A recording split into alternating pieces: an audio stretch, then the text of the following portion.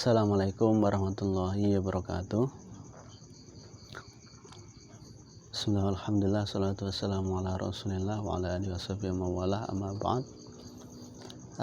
Alhamdulillah, untuk malam hari ini kita akan belajar tentang satu fenomena yang sering terjadi di Indonesia, yakni tentang fenomena penentuan awal bulan Komariah di Indonesia. Indonesia ini memang cukup unik karena di satu negara itu awal Ramadan atau Syawalnya itu bisa berbeda. Tidak hanya satu, perbedaannya tidak hanya 1-2 hari, bahkan sampai 3 atau 4 atau bahkan 5 hari. Ada semisal hari raya, ada yang hari Ahad, ada yang hari Senin, ada yang hari Selasa, dan seterusnya. Ada yang ikut pemerintah, ada yang ikut ormasnya, ada yang ikut golongannya yang lain. Ini sebenarnya bukan hal yang baru. Kalau kita lihat sejarah itu, dulu ketika Indonesia masih dalam penjajahan Belanda, Snogorgonje, salah satu orientalis Belanda, Snogorgonje ini seorang peneliti dari Belanda. Beliau termasuk salah seorang peneliti dari Leiden University di Belanda. Snogorgonje pada waktu itu, karena dia sudah banyak meneliti di Indonesia, di Jawa terutama, dia pernah berkirim surat kepada Gubernur Jenderal Belanda pada waktu itu. Dia mengatakan, "Wahai Gubernur Jenderal, kalau kamu atau kalau Anda di sana nanti akan menemui perbedaan awal bulan Komariah antar kampung, tidak antar daerah, tapi antar kampung, itu kamu nggak usah kaget, itu hal yang biasa di Indonesia, hal yang biasa di Hindia Belanda, gitu kan, di Hindia Belanda. Gitu. Artinya perbedaan awal bulan Komariah, terutama kaitannya dengan puasa dan Syawal di Indonesia itu sudah ada bahkan sebelum Indonesia merdeka. Fenomena ini kemudian berlanjut sampai sekarang ini. Pertanyaan yang mendasar, kalau kita lihat fenomena sekarang ini di Indonesia, penentuan awal bulan Komariahnya itu, apa sebenarnya yang mempengaruhi satu golongan dengan golongan lain sampai kemudian menimbulkan perbedaan pendapat atau menimbulkan perbedaan hari dalam penentuan awal bulan Komariahnya. Nah, ini akan kita kupas dalam pembelajaran kita malam hari ini. Pertama, kita harus memahami bahwa metode yang mereka pakai, metode yang dipakai dalam penentuan awal bulan Komariah itu, di Indonesia ini ada banyak metode. Metode-metode itu kemudian yang disimplifikasikan ke dalam dua terminologi yang masyhur, yang populer di kalangan orang Indonesia, yakni hisab, ru'yah. Orang kemudian dengan sederhana menjelaskan perbedaan awal bulan Komariah itu karena yang satu hisab, yang satu ru'yah itu. Padahal tidak sederhana itu, gitu. Hisab, kalau kita lihat dari bahasanya, arti bahasanya berarti perhitungan. Artinya, yang dimaksud hisab di sini ketika ada orang menentukan awal bulan Komariahnya memakai perhitungan, maka dia masuk golongan hisab ini. Tidak melakukan observasi atau tidak melakukan ru'yah.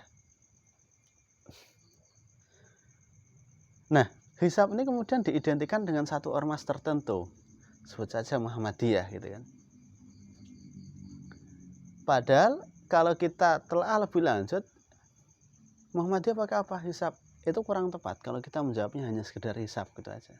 Karena hisab itu nanti ada banyak ragamnya, gitu. Pertama, hisab wujudul hilal.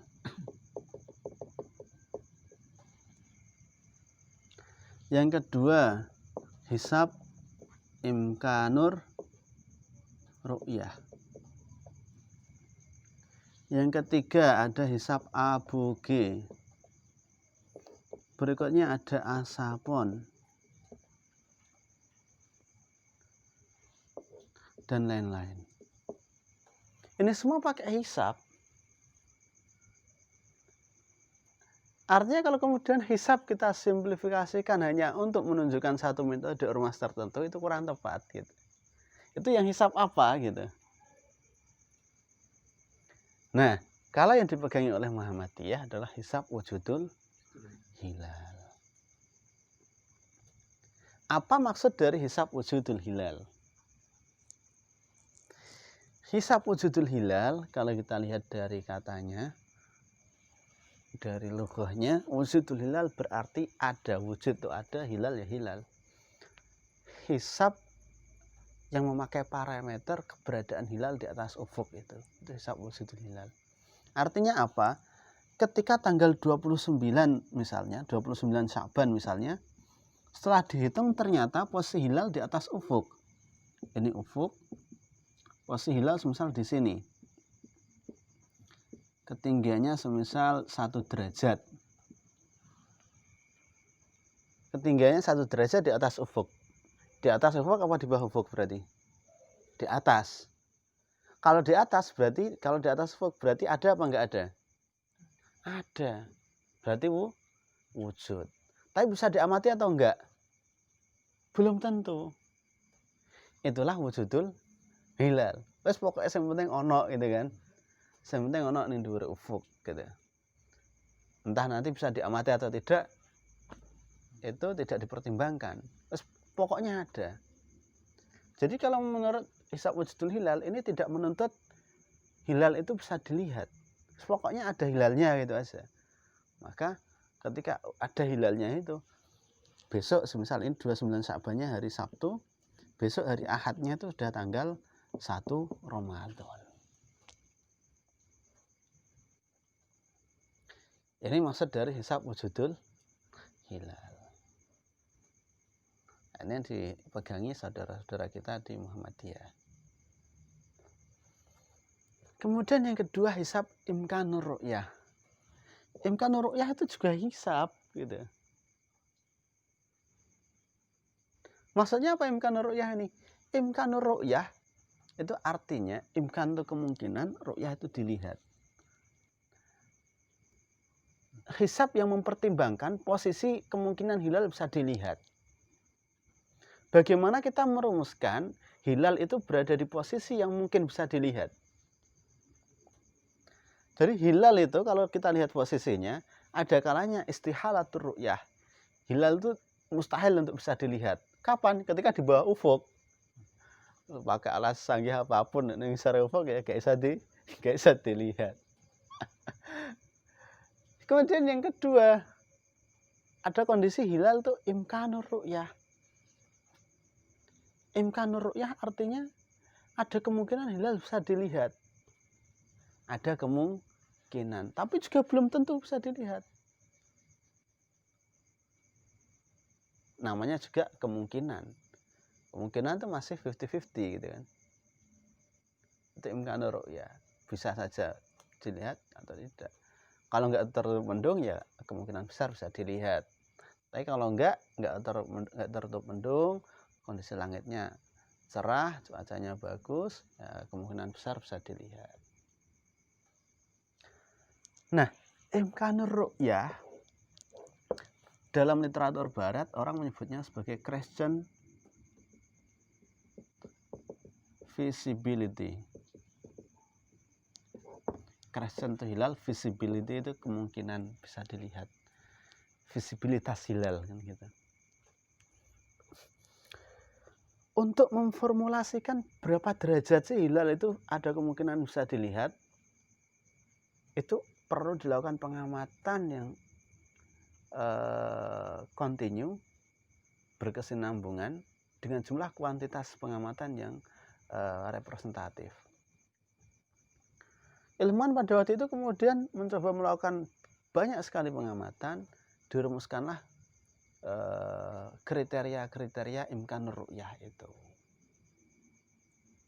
Ada banyak sebenarnya kriteria imkanur ru'yah, mulai kriterianya Odeh, Syaukat Odeh, kriterianya siapa? kalau di Indonesia yang familiar tuh ya kriteria MABIMS. Kalau di luar itu ada Schaefer, ada teori visibilitas hilalnya, siapa lagi itu, ada Schaefer, kemudian ada banyak, saya pikir ilmuwan barat yang mengembangkan tentang teori visibilitas hilal. Nah, kalau yang familiar di Indonesia biasanya ada Syaukat Odeh. Syaukat Odeh itu dari Asia, dari wilayah Timur Tengah sana. Kemudian ada visibilitas hilal atau batas imkanur ru'yah. Kalau di Indonesia ada LAPAN, itu Lembaga Antariksa dan Penerbangan Nasional. Kemudian ada MABIMS. MABIMS itu Menteri Agama Brunei, Indonesia, Malaysia, Singapura. Jadi 4 negara tetangga itu, Brunei, Indonesia, Malaysia, Singapura, ini musyawarah menetapkan batas minimal hilal bisa dilihat. Bisa dilihat atau mungkin bisa dilihat, batas imkanur ru'yah ini. Dalam pembahasan di internal MABIMS kemudian menelurkan satu kriteria, yakni hilal itu mungkin bisa dilihat atau bisa dilihat ketika minimal pertama ketinggiannya lebih dari 2 derajat. Artinya kalau ketinggian hilal di bawah 2 derajat sangat susah untuk dilihat. Berdasarkan hasil pengamatan yang sudah dilakukan, yang pernah dilakukan. Kemudian yang kedua, sudut elongasinya lebih dari 3 derajat. Sudut elongasi itu, semisal ini hilal. Saya gambarkan semisal, saya hapus dulu. Ini semisal ufuk. Posisi hilal di sini semisal. Ini matahari di sini. Yang dimaksud sudut elongasi itu ini. Dari ini ke sini minimal sudutnya itu 3 derajat. Elongasinya. Semakin jauh, maka nanti semakin besar kemungkinannya bisa dilihat. Kemudian yang ketiga, ini B. Kemudian yang ketiga, minimal umur hilalnya lebih dari 8 jam. Maksudnya umur hilal itu apa? Umur hilal itu jarak antara terjadinya ijtima dengan matahari terbenam. Ijtimanya semisal nanti ketika pembahasan lebih lanjut tentang hisab awal bulan Qamariyah, kita akan perjelas lagi yang dimaksud dengan ijtima. Ijtima itu secara singkat kalau dalam astronomi modern dikatakan dengan konjungsi. Ini ada satu makalah itu yang banyak dikatakan istima'un nayyiren itsbatu awal syahrin. Istimanya matahari dan bulan itu itsbatu awal syahrin, itu penentu awal bulan. Jadi awal bulan itu bisa ditentukan ketika sudah melewati fase ijtima itu. Kalau belum ijtima ya belum bisa dipakai untuk penentuan awal bulan. Nah, yang dimaksud umur hilal itu jarak antara ijtima dengan terbenamnya matahari. Semisal ijtima terjadi jam 8.00 WIB, terbenamnya matahari jam 18.00 misal. Umur hilalnya berapa berarti? Umur hilalnya 18 kurangi 8 berarti 10 jam. Kenapa kok pakai terbenamnya matahari? Iya, karena kita kan ru'yah kan ketika matahari terbenam. Jadi antara ijtima sampai prosesi ru'yah kita itu berapa umur hilal? Oh, 8 jam. Maka itulah umurnya hilal itu. Jadi menurut kriteria imkanur ru'yah mabims ini, hilal itu ada kemungkinan bisa dilihat ketika pertama minimal tingginya lebih dari 2 derajat. Kedua, sudut elongasinya 3 derajat. Ketiga, umur hilalnya minimal 8 jam. Itu kalau memenuhi salah satu dari itu, maka ada kemungkinan bisa dilihat. Teori imkanur ru'yah ini berkembang. Artinya kemudian ada yang tetap setuju pakai ini, tapi ada kemudian yang kontra. Oh, ini sudah waktunya direvisi dan seterusnya gitu. Kemarin saya katakan ya sains seperti itu. Nah, cuma yang sekarang dipakai di Indonesia, yang dijadikan parameter untuk menerima dan menolak hasil ru'yah itu yang ini, imkanur ru'yah mabims. Kok semisal ketinggian hilal 1 derajat, orang melakukan ru'yah, kok ngaku melihat hilal, maka nanti besar kemungkinan pasti akan ditolak di Jakarta ketika sedang isbat. Kenapa belum memenuhi kriteria ini? Kriteria ini diformulasikan berdasarkan pengamatan yang sudah dilakukan cukup lama. Sehingga kalau ada orang mengaku melihat hilal, berapa ketinggiannya 1 derajat? Wah, ini diragukan, tolak gitu. Itu satu. Dan sebaliknya, kalau semisal ketinggian hilal sudah memenuhi ini, kok ada orang mengaku melihat hilal, misal ketinggian hilalnya 5 derajat, kayak tadi sore nih di Jayapura kan kelihatan ya, ru'yah di Jayapura tadi kan kelihatan. Karena tinggi hilal 5 derajat, ada orang mengaku melihat hilal, maka kemungkinan besar akan diterima. Selama orang itu memang paham ilmu falak, tahu posisinya dengan persis, nanti akan kemungkinan besar akan diterima. Nah, wujudul hilal sama imkanur ru'yah berarti sama apa beda? Beda. Wujudul hilal bisa kita katakan kemudian wujudul hilal itu asal ketinggian hilalnya lebih dari 0 derajat itu sudah wujud. Ufuknya di sini, ini 0 derajat. Hilalnya di sini semisal tingginya setengah derajat semisal, maka sudah dikatakan wujud. Besok sudah tanggal 1. Tapi memenuhi imkanur ru'yah enggak? Belum memenuhi. Maka pemerintah kalau memakai parameter imkanur ru'yah mabims bisa dipastikan besok belum tanggal 1. Besok masih istiqmal, lusa baru tanggal 1. Sama-sama hisapnya enggak? Sama hisapnya. Yang satu wujudul hilal, yang satu imkanur ru'yah. Tesnya beda gitu kan. Ini yang sering terjadi. Maka tadi saya katakan tidak tepat sebenarnya kita kemudian mensimplifikasikan metode hisab wujudul hilal ini sebagai hisab gitu. Karena ada banyak hisab yang lain gitu. Nah, kalau kita katakan Muhammadiyah pakai apa? Hisab wujudul hilal. Itu nggak bisa kemudian cuma kita katakan hisab gitu aja gitu.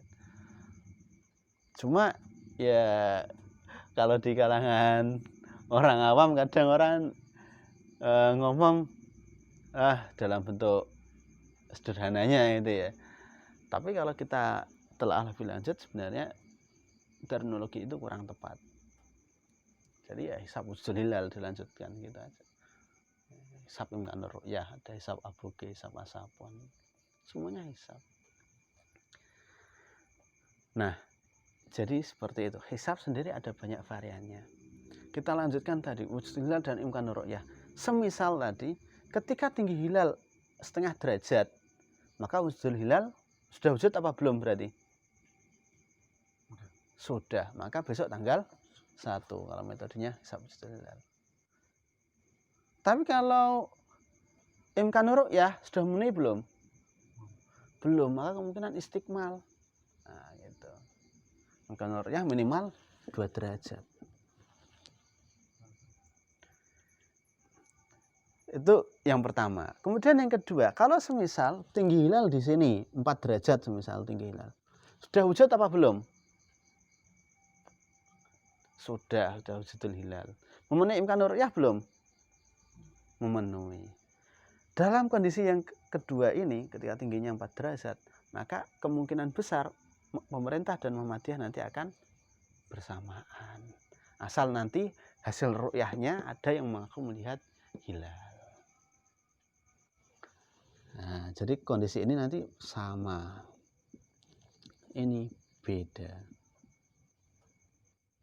Satu lagi, misal, ketika dilakukan ru'yah tinggi hilal min 1 derajat, wujud atau belum? Belum, maka wujud hilal akan istikmal. Imkanur ru'yah enggak? Enggak, maka juga akan istikmal. Dalam kondisi ini nanti juga akan sama antara pemerintah dan Muhammadiyah.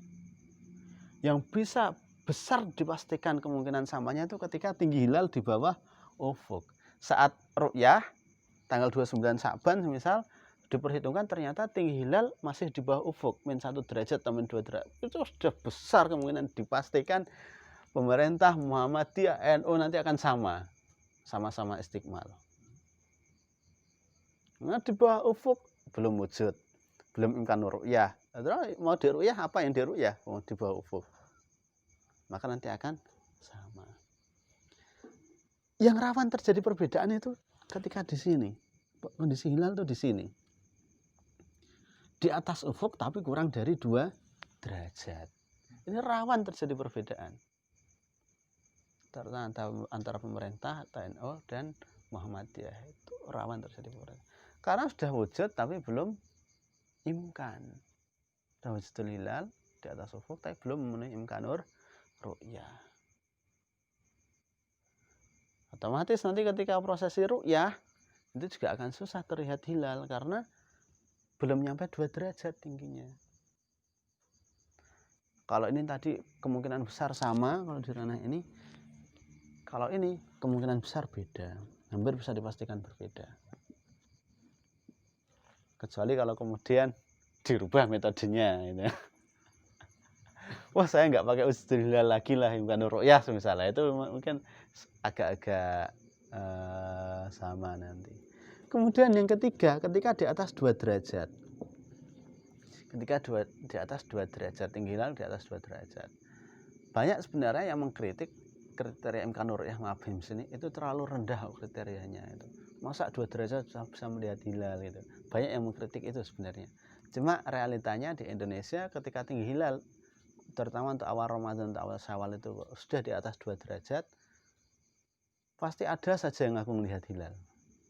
Sehingga ketika tinggi hilal itu di atas 2 derajat, juga hampir bisa dikatakan nanti akan ada kemungkinan besar akan bareng antara pemerintah, NU, dan Muhammadiyah.